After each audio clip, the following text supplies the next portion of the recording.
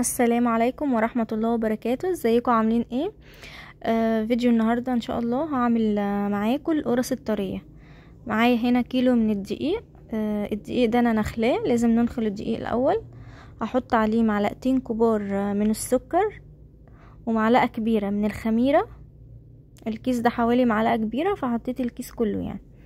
وهحط كمان معلقة صغيرة من البيكنج باودر، ده بيخلي العجينة والقرصة كده من جوه هشة وجميلة.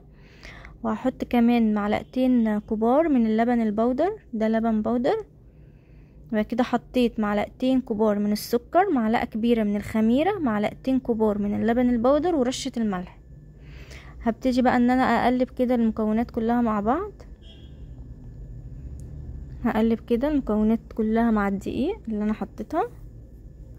عندي بقى كوباية سمنة على زيت، انا هنا حاطة نصها سمنة بلدي ونصها زيت والنص التاني زيت. ممكن نحط الكوباية كلها سمنة او الكوباية كلها زيت، المهم المادة الدهنية كوباية. براحتك بقى، عايزة تحطيها كلها سمنة كلها زيت او نص ونص زي ما انا عاملة. معايا هنا كمان معلقتين كده، حوالي معلقتين من القشطة، دي قشطة وش اللبن. بتخلي برضو العجينة طعمها غني وتحفة. هقلب بقى كده، وهبتدي ان انا اعجن بالحليب لغاية ما العجينة تلم معايا. المفروض نعجن بلبن رايب، لو مفيش لبن رايب عادي يعني، انا هنا عجنت بلبن سادة عادي. او نعجن بمية او لبن على مية كده يعني. هنا بقى العجينة لمت، عجينة القرص بتكون طرية جدا، يعني طرية جدا بس ما بتلزقش في الايد يعني. اهي بس العجينة طرية ازاي. هغطيها بقى هنا بكيس واسيبها بقى تخمر. خدت حوالي ساعة وكانت خمرت وحلوة يعني، عشان احنا طبعا في الشتاء وكده فممكن تطول شوية عبال ما تخمر. نحطها بقى في مكان دافي ونسيبها تخمر. معايا هنا العجوة.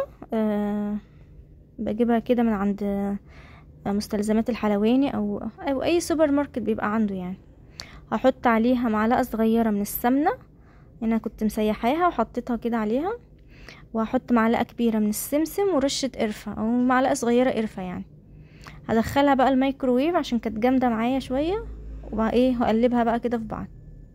ابتدي بقى ان انا اعملها كده كور، اكور كده العجوة على قد ما انا هحط جوه القرصة، عشان تبقى سهلة عليا وانا بشكل. اخد حتة العجوة على طول جوه القرصة يعني. هعملها كده كور كلها صغيرة كده اهي، عشان ما تجمدش تاني ويبقى تبقى صعبة في التشكيل يعني. هخلص كده كمية العجوة كلها اللي عندي اهي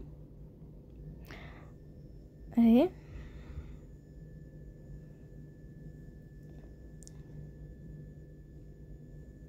هنا بقى العجينة، بصوا بعد ما خمرت وعليت ازاي، ما شاء الله تحفة. هبتدي بقى ان انا اشكل القرص بتاعتي اهي.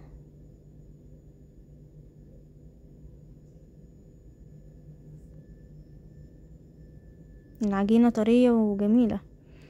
جبت بقى الصاج عندي، وهبتدي بقى ان انا اشكل القرص بتاعتي. بحاول كده يعني بايدي اخليهم كلهم مقاس واحد يعني، عشان يبقى شكلها كلها قد بعض يعني. اهي بكورها كده واحطها في الصاج بقى، وببتدي ان انا ابطط بايدي كده، لان هي لسه هتخمر كمان مرة يعني. ببطط كده بايدي لان بعد التشكيل بتخمر تاني يعني. القرص الطرية بتخمر على مرتين، مرة العجينة بتخمر، والمرة التانية بعد التشكيل بغطيها برضو واسيبها ترتاح شوية، بيتضاعف حجمها.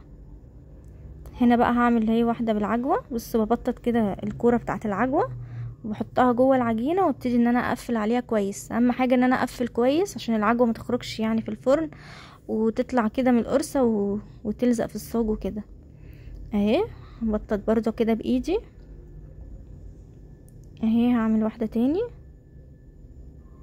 بفتح كده القرصة واحط العجوة واقفل عليها كويس اهي. والحتة اللي انا بقفل منها دي هي اللي دي بتبقى من تحت يعني، بحط القرصة عليها من تحت عشان تبقى بصوا شكلها تحفة ازاي وطرية، والعجينة ملساء مفيهاش اي حاجة اهي. هعمل تاني بقى، اخلص كده الكمية كلها اللي عندي. ممكن كمان تحشوها اي نوع جبنة، ممكن نحشيها اي نوع جبنة حادقة مثلا، او جبنة اللي هي مثلثات. انا هنا عملت جزء سادة وجزء بالعجوة. الحشوة دي بقى براحتك يعني. اهي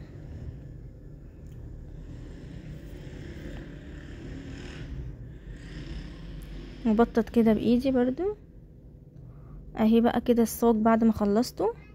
هبتدي بس بقى بالشوكة كده ادي شكل للي هي بالعجوة، عشان تبقى باينة ان اللي عليها شكل دي بالعجوة، والسادة بسيبها زي ما هي، ما بعملش فيها حاجة.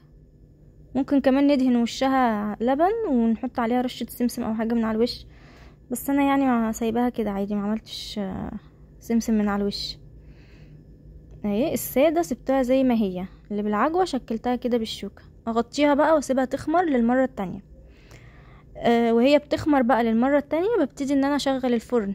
لازم القرص تخش على فرن يكون سخن كويس، عشان ما تطولش معايا في التسوية وتنشف. فاهم حاجة برضو في القرص التسوية بتاعتها، ان الفرن يكون متسخن كويس، بحيث ان هي تستوي على طول، ما تاخدش وقت في الفرن، وتبقى طرية وحلوة. هغطي برضو الصينية دي واسيبها كمان ترتاح للمرة التانية تخمر تاني. اهي بصوا بقى بعد ما خمرت للمرة التانية حجمها اتضاعف ازاي. هبتدي بقى ان انا اسوي، بدخلها الفرن على درجة حرارة 200 او 220 لغاية ما تبتدي تتحمر من تحت. ببتدي بقى ان انا اشغل عليها الشواية، يعني بسيبهاش كتير في الفرن عشان ما تنشفش. اهي بصوا بقى بعد ما استوت تحفة، طرية وجميلة واخدة لون حلو قوي. بصوا طرية ازاي. بصوا بقى دي اللي بالعجوة، هفتحها معاكم اهي. بصوا من جوه هشة ومستوية وطرية ازاي، جميلة.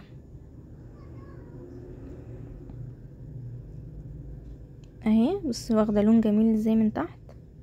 متنسوش بقى اللايك، واشوفكم في فيديو جديد. مع السلامة.